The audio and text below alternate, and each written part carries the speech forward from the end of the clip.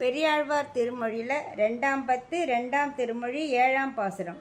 பெண்டீர் வாழ்வார் நின் ஒப்பாரை பெருதும் என்னும் ஆசையாலே கண்டவர்கள் போக்கு ஒழிந்தார் கண்ணினையால் கலக்க நோக்கி வண்டு உலாம் பூங்குழலினார் உன் வாயமுதம் உண்ண வேண்டி கொண்டு போவான் வந்து நின்றார் கோவிந்தா நீ முலை உணாயே.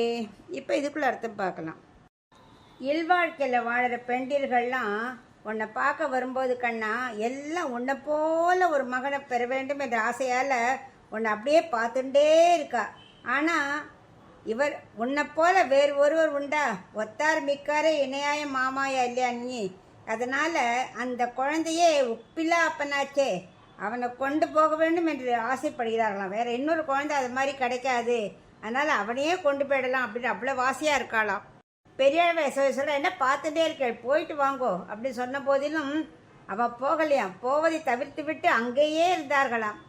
இன்னொரு பக்கம் என்னென்னா கன்னி பெண்கள், அவள் என்ன பண்ணா, தன் 2 கண்களாலும் உன் மொத்த திருமேனி அழகை நோக்கி ஏதாவது உற்று பார்த்தாள. நோக்கினா என்ன, உற்று பார்த்துட்டே இருக்கிறது, அப்படி பார்த்து கொண்டே இருக்கிறார்கள்.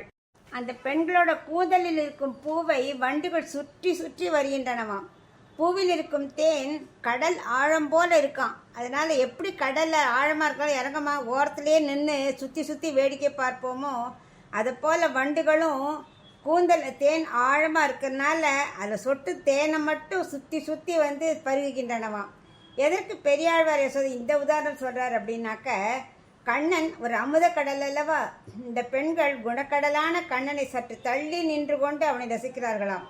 கண்ணா உன் திருவாய முதத்தை உண்ண வேண்டும் என்று அருகில் வந்து கண்ணனையே வீட்டிற்கு கொண்டு போக காத்து கொண்டிருக்கிறார்கள். கோவிந்தா நீ எவ்வளவு எளிமை தெரியுமா? அந்த கோவிந்தாங்கிற பேரே பசுவை காப்பவன் தானே, எளிமையை குறிக்கும் சொல்லல்லவா.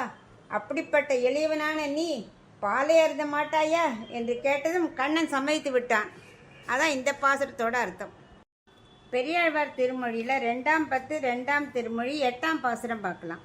இருமலை போல் எதிர்ந்த மல்லர் இருவர் அங்கம் எரி செய்தாய் உன் திருமலிந்து திகழ் மார்பு தேக்க வந்து என் அல்குல் ஏறி ஒரு முலையை வாய்மடுத்து ஒரு முலையை நெருடி கொண்டு இருமுலையும் முறை முறையாய் ஏங்கி ஏங்கி இருந்து உணாயே. இப்போ இதுக்குள்ள அர்த்தம் பார்க்கலாம். பெரியாழ்வார் யசோதைக்கு கண்ணன் பாசம் ரொம்ப ஜாஸ்தி இல்லையா, அதனால் அப்படியே பால் பொங்கி பொங்கி வருதான். எப்படினாக்கா கம்சனோட மல்லர்கள் இருக்கல்ல, அவள் 2 பேரும் மலை போல வந்து கண்ணன் பலராமன் எதிர்க்க வந்தார்களாம். அந்த 2 பேரும் என்ன பண்ணா, நெருப்பு வைத்து எரித்து விட்டார்களாம். அப்படியா, நெருப்பு எங்கே வச்சா அப்படின்னாக்கா அப்படி அர்த்தம் இல்லை.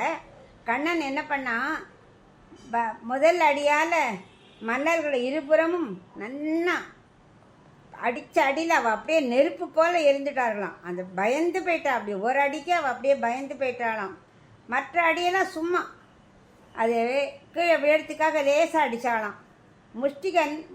முஷ்டிகனை தன் வலக்கரமான பலராமனும் சாருனை கண்ணனும் அடித்தார்களாம். ஏன்னா பலராமன் கண்ணனோட வலது கைம்பா, ஏன்னா ஆதிசேஷன் இல்லையா, அதனால் வலக்கரத்தை முஷ்டிகனை கொன்னானாம்.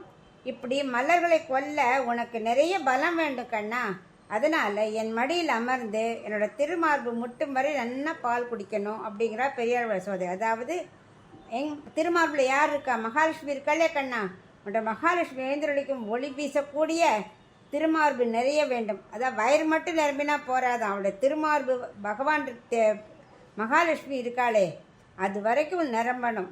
அப்படி மாறி மாறி நீ அருந்த வேண்டும். நீ தான் உலகமுண்ட பெருவாயனாச்சே. கண்ணனாலேயே குடித்து முடிக்க முடியாத அளவுக்கு. ஆனால் இங்கே பெரியாழ்வார் யசோதைக்கு பாசத்தினால பால் பொங்கி பொங்கி வருதான்.